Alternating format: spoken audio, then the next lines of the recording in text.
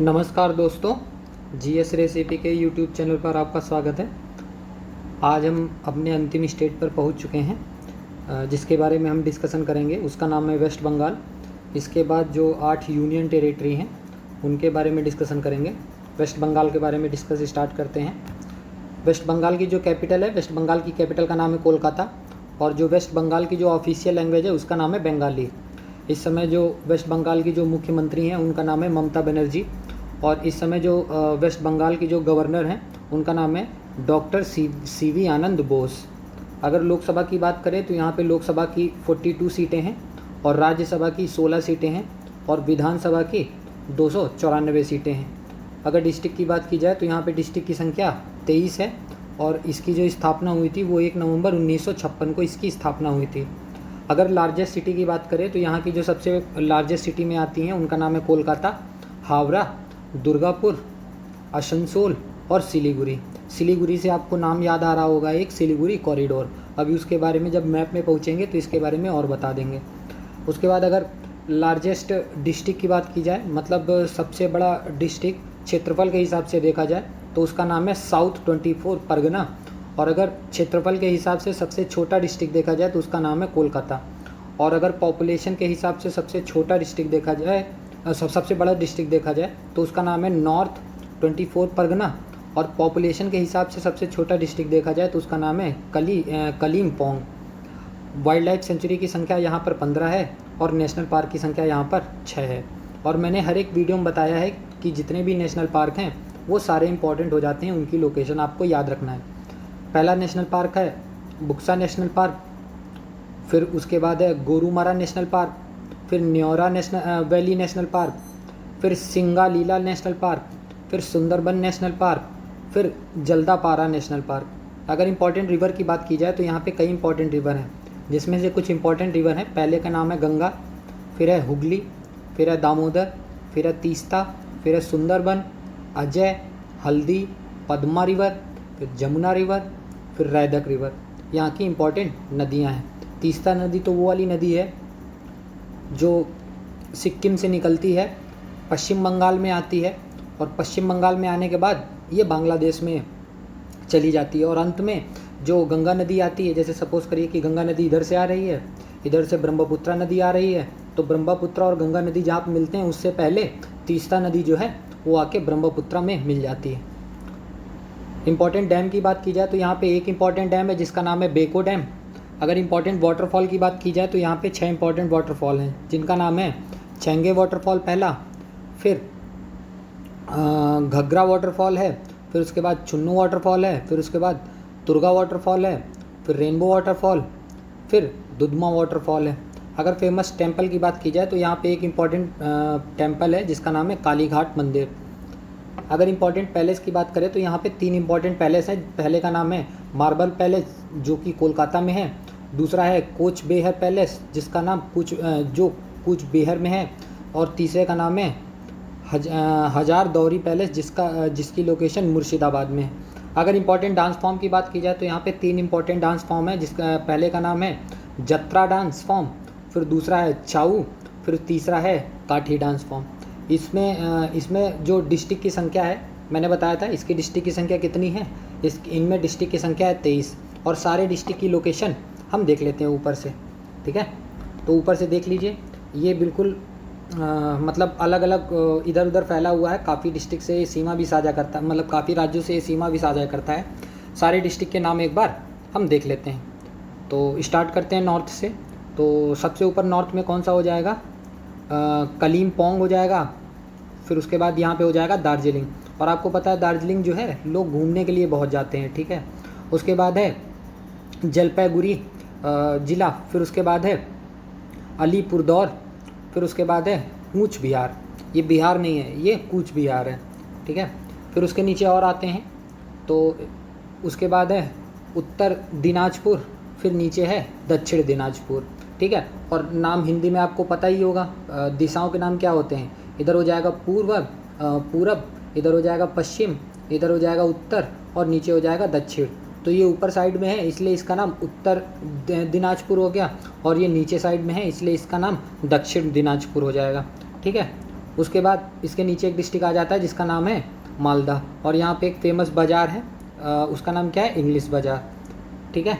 उसके बाद और नीचे चलते हैं तो ये कौन सा डिस्ट्रिक्ट है, इसका नाम है मुर्शिदाबाद डिस्ट्रिक्ट। फिर उसके बाद ये इंपॉर्टेंट डिस्ट्रिक्ट है जिसका नाम है बीरभूम डिस्ट्रिक्ट। फिर इधर नादिया है, नादिया भी काफ़ी इंपॉर्टेंट है, न्यूज़ में रहता है। फिर उसके बाद फिर दो मतलब नाम आ जाएंगे। फिर मैंने दिशा बताया था, इधर पूरब हो जाएगा और इधर पश्चिम, उसी तरीके से ये दो नाम दिए गए हैं। ये देखिए, ये दिया गया है पश्चिम बर्धमान, और इधर कौन सा हो जाएगा, इधर पूरब बर्धमान हो जाएगा। तो दो डिस्ट्रिक्ट के नाम ये हो गए। फिर ये वाले डिस्ट्रिक्ट का नाम क्या है, पुरुलिया डिस्ट्रिक्ट है। फिर बंकुरा डिस्ट्रिक्ट है। फिर उसके बाद नीचे और आएंगे तो ये हुगली डिस्ट्रिक्ट है। ये हुगली जो नदी है इसलिए उसके ऊपर इसका नाम रख दिया गया हुगली, मतलब जो है ज़िला। फिर इसके बाद और नीचे चलेंगे तो आप फिर से देखेंगे नॉर्थ और साउथ का फिर से यहाँ पे खेल हो जाएगा। ये देखिए, इसका नाम क्या है, नॉर्थ 24 परगना, और उसके नीचे जाएंगे तो क्या हो जाएगा, साउथ 24 परगना। और यहाँ पे पूरा का पूरा ये देखिए गंगा नदी और ब्रह्मपुत्र नदी आके पूरा का पूरा यहाँ पे गिरती हैं, तो यहाँ पे सुंदरबन डेल्टा बनाती हैं, ठीक है। और ये कोलकाता इसकी राजधानी हो गई। उसके बाद ये हावड़ा इसका नाम है ज़िले का। और हावड़ा इस ज़िले का नाम क्यों पड़ा, क्योंकि क्यों पड़ा कि इसका पहले ही नाम हुआ होगा। और यहाँ पे एक बहुत फेमस ब्रिज है जिसका नाम क्या है, हावड़ा ब्रिज है। और वो जो ब्रिज है उसकी एक ख़ास बात ये है कि वो पूरा का पूरा ना स्टील स्ट्रक्चर से बना हुआ है।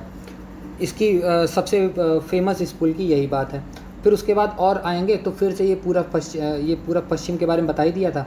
फिर यहाँ पे एक डिस्ट्रिक्ट हो जाएगा जिसका नाम क्या है, झरग्राम नाम हो जाएगा, ठीक है।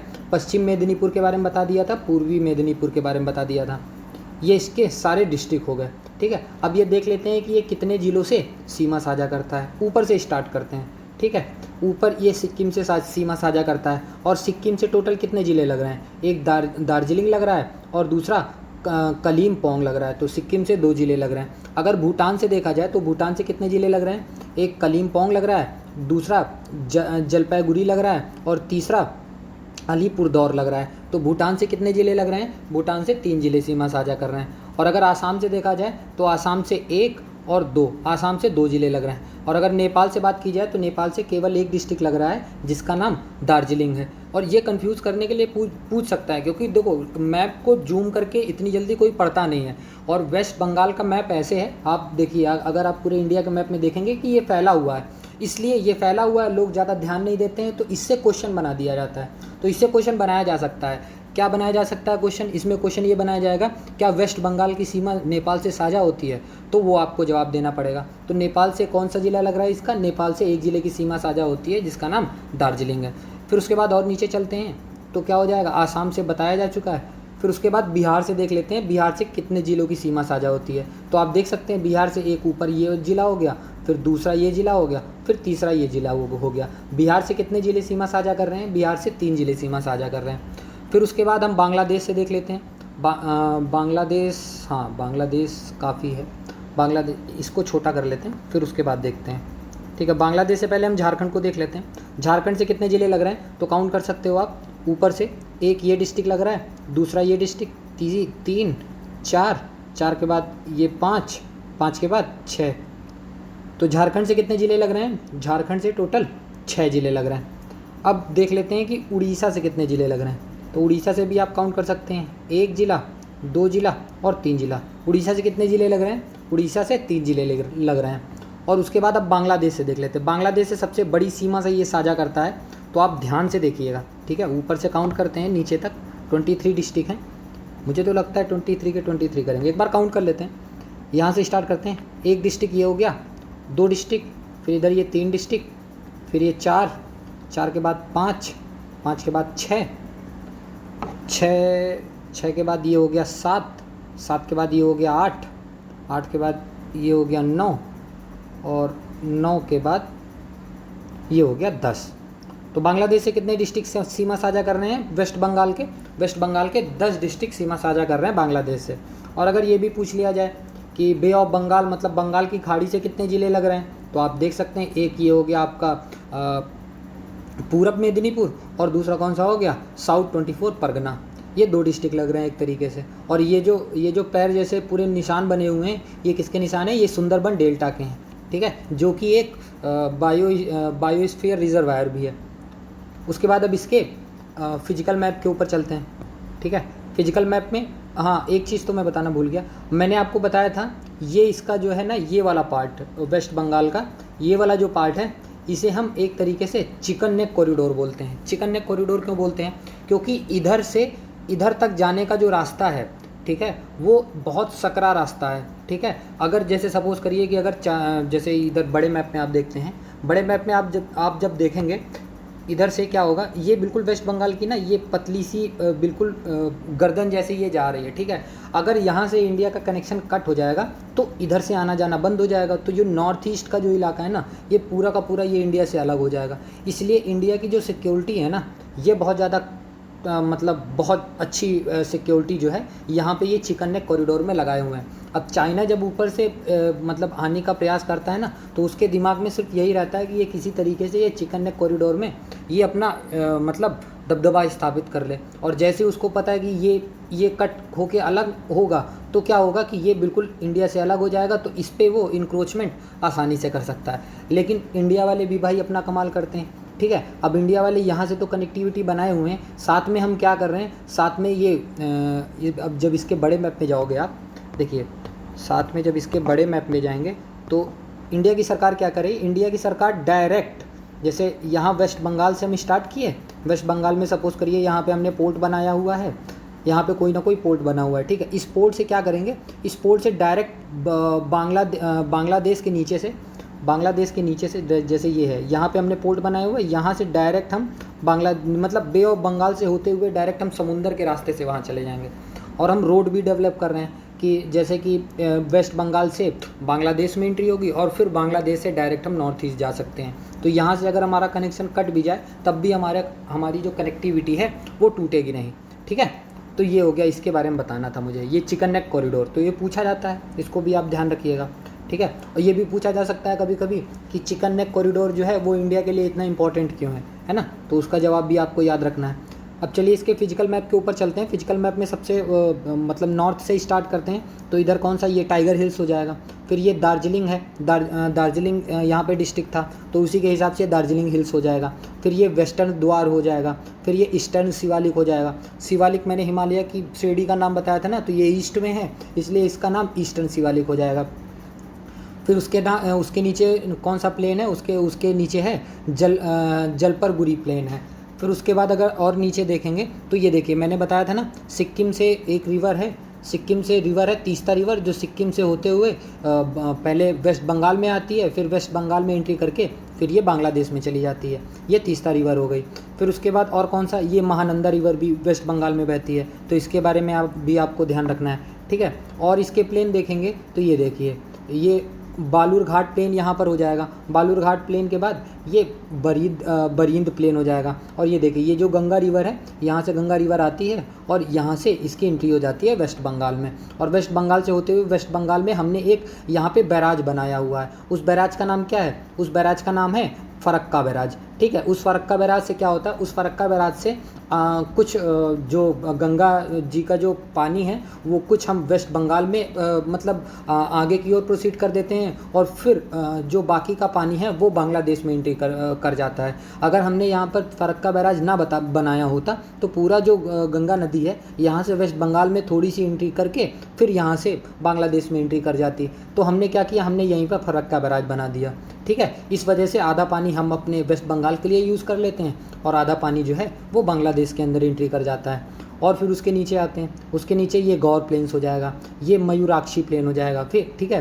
फिर उसके बाद ये हो जाएगा ईस्ट भागीरथी प्लेन।